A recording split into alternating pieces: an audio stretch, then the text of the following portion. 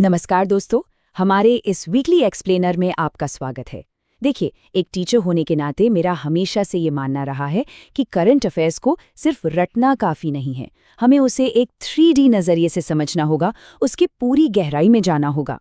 तो आज की इस मास्टर क्लास में हम पिछले हफ्ते की तमाम उलझी हुई खबरों को बिल्कुल इसी 3D अप्रोच के साथ डिकोड करेंगे। चलिए सीधा शुरू करते हैं। आज के हमारे इस पूरे सिलेबस को हमने 5 अलग अलग पिलर्स में बांटा है। National panorama, international and defence, sports, appointments और आखिर में इंपॉर्टेंट डेज एंड टारगेट्स। तो आइए सबसे पहले बात करते हैं नेशनल पैनोरामा, यानी हमारे राष्ट्रीय परिदृश्य की। देखते हैं देश के अंदर क्या कुछ बड़ा चल रहा है। स्क्रीन पर लिखे इस नंबर को जरा गौर से देखिए। $30 ट्रिलियन। ये कोई आम नंबर नहीं है। दरअसल ये नीति आयोग के DPI Act 47 रोड मैप का एक बहुत ही एम्बिशियस टारगेट है। विजन ये है कि साल 2047 तक हमारी इकोनॉमी पूरी तरह से ट्रांसफॉर्म होकर इस 30 ट्रिलियन के जादुई आंकड़े को छू ले। सच में ये हमारे देश के इकोनॉमिक फ्यूचर का सबसे इम्पोर्टेंट ब्लूप्रिंट है। अब इसी इकोनॉमी को थोड़ा और 3D पर्सपेक्टिव से समझते हैं। इन 2 ग्लोबल ट्रेड शिफ्ट्स पर नजर डालिए। एक तरफ तो हमारी बहुत बड़ी जीत हुई है। भारत ने चीन को पीछे छोड़ दिया है और अमेरिका को कॉटन यानी कपास एक्सपोर्ट करने वाला नंबर 1 देश बन गया है। कमाल की बात है ना? लेकिन वहीं दूसरी तरफ एग्रीकल्चरल एक्सपोर्ट में थोड़ा शिफ्ट आया है। बांग्लादेश को मक्का एक्सपोर्ट करने के मामले में अब ब्राजील ने भारत को पछाड़ दिया है। तो हम देख सकते हैं कि कैसे ग्लोबल ट्रेड का ये तराजू लगातार ऊपर नीचे होता रहता है। चलिए अब देश के इंफ्रास्ट्रक्चर मैप पर एक नजर डालते हैं।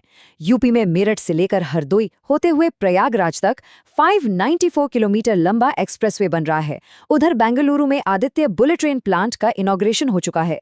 आंध्र प्रदेश में 13,000 करोड़ रुपए का एक विशाल मशरूम मिशन शुरू हुआ है। जी हाँ, 13,000 करोड़। और तो और लक्षद्वीप के अगाती में भारत की पहली कमर्शियल सीप्लेन सर्विस को भी हरी झंडी मिल गई है। साथ ही तेलंगाना से भारत का पहला प्राइवेट रॉकेट विक्रम-1 भी लॉन्च हो चुका है। ये सारे पॉइंट्स हमें बता रहे हैं कि भारत का इंफ्रास्ट्रक्चर किस तेजी से उड़ान भर रहा है। अब नेशनल बाउंड्री से बाहर निकलते हैं और चलते हैं हमारे दूसरे पिलर की तरफ, इंटरनेशनल एंड डिफेंस अफेयर्स। दुनिया भर के डिफेंस एक्सपेंडिचर के इस चार्ट को देखिए। अमेरिका, चीन, रूस और जर्मनी जैसे देशों के ठीक बाद अब भारत दुनिया में सबसे ज्यादा डिफेंस पर खर्च करने वाला 5वां देश बन गया है। ये साफ दिखाता है कि हम अपनी नेशनल सिक्योरिटी को लेकर कितने सीरियस हैं। जियोपॉलिटिक्स की बात करें तो कुछ बहुत ही इंटरेस्टिंग शिफ्ट्स देखने को मिले हैं। यूएई ने ओपेक से अलग होने का एक बड़ा फैसला सुनाया है।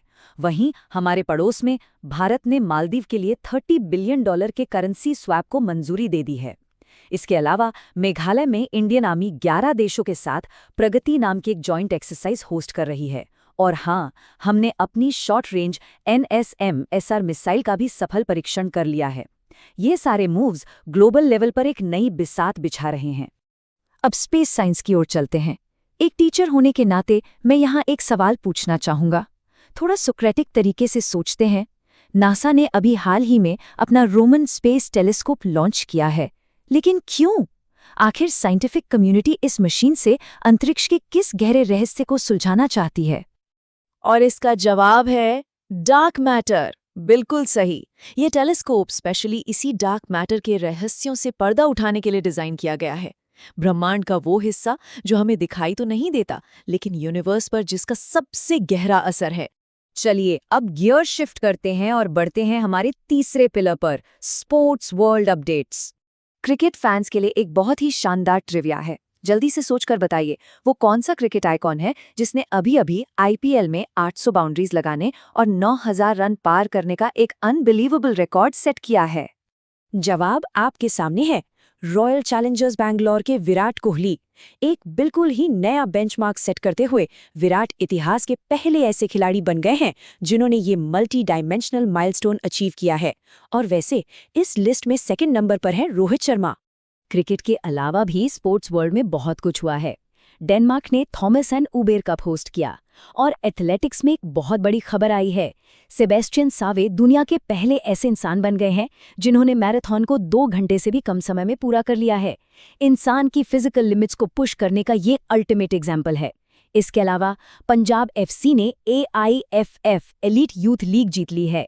भारत ने समोआ में कॉमनवेल्थ यूथ वेटलिफ्टिंग में 4 गोल्ड जीते हैं और रितिका श्री भारत की पहली ट्रांसजेंडर क्रिकेट एम्पायर बन गई हैं। बहुत ही इंस्पायरिंग अचीवमेंट्स हैं ये सब।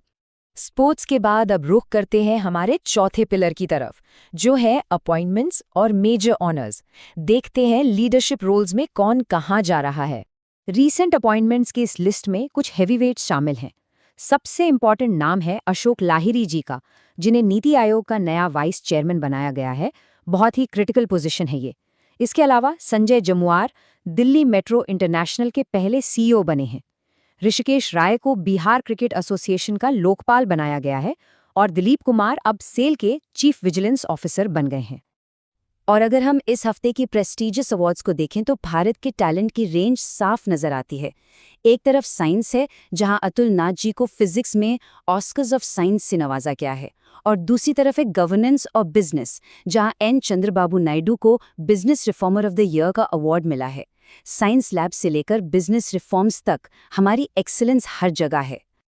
अब आते हैं हमारे आखिरी और 5वें पिलर पर, important days and targets.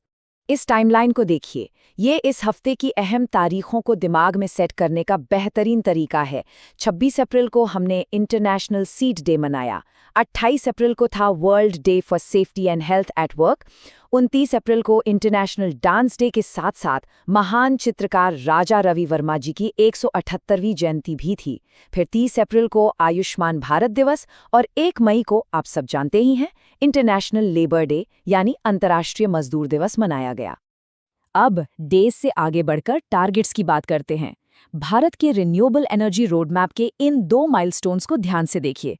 Step 1, 2030 तक हमें 500 गीगावाट रिन्यूएबल एनर्जी का टारगेट अचीव करना है, और स्टेप 2, 2035 तक हमारी टोटल एनर्जी का 60% हिस्सा नॉन फॉसिल फ्यूल से आना चाहिए।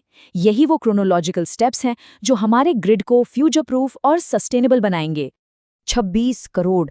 मैं चाहता हूं कि इस एक्सप्लेनर को खत्म करने से पहले हम सब इस नंबर की गंभीरता को गहराई से समझें। Global report on food crisis 2026 के मुताबिक दुनिया भर में ये उन लोगों की संख्या है जो आज सीवियर फूड इनसिक्योरिटी यानी भयानक भुखमरी का सामना कर रहे हैं। एज अ टीचर मैं सिर्फ यही कहूंगा कि इस डेटा को सिर्फ पढ़ें नहीं, इसे महसूस करें और अपने लेवल पर चीज़ों को बेहतर बनाने की कोशिश करें। तो दोस्तों, आज हमने इकोनॉमी से लेकर जियोपॉलिटिक्स और साइंस तक इतने सारे डॉट्स को कनेक्ट किया, लेकिन असली चैलेंज ये ही है कि क्या हम समझ पा रहे हैं कि आज का ये डिसिप्लिन कल की दुनिया को कैसे शेप करेगा। इन सब बातों पर गहराई से विचार जरूर कीजिएगा। मुझे उम्मीद है कि इस एक्सप्लेनर से आपको एक नया 3D पर्सपेक्टिव मिला होगा। ऐसे ही सीखते रहिए और चीज़ों की तह तक जाते रहिए। बहुत बहुत शुक्रिया।